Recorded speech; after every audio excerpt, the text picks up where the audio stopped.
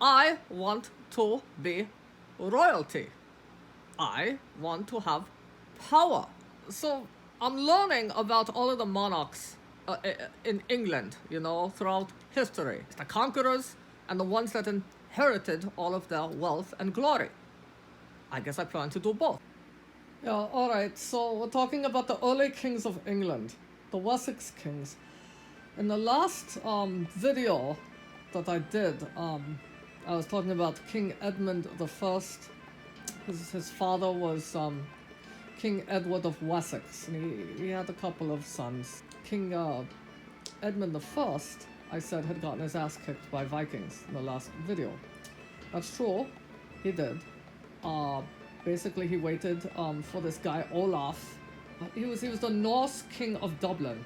He occupied Northumbria, raided the Midlands. That's all northern England. Edmund recovered all of this, but basically, he waited for Olaf to die.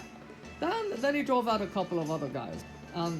He captured some area called Strathclyde, gave it to Malcolm I, the King of Scots, in exchange for military support. So basically, he got a good relationship going with Scotland, and he was basically protecting the borders of England, and keeping everything calm and quiet.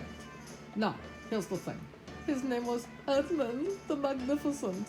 I don't know if I go so far as to call him magnificent. I mean, he did a few things. His reign is considered to be the beginning of the 10th century monastic revival in England. That's something that's important. But, to call him magnificent, he had to wait for this dude Olaf to die. And then he's like, oh, okay, I'll take it back now. Yeah, you guys that are here, get out of here. I don't need you. This is mine now. Anyway, it's kind of tragic. Apparently, there was an exiled thief that ended up killing this guy, Edmund I. And that was it. So he died, I think, in his mid-20s. Had a couple of, successes, but, had a lot of struggles and had a tragic ending.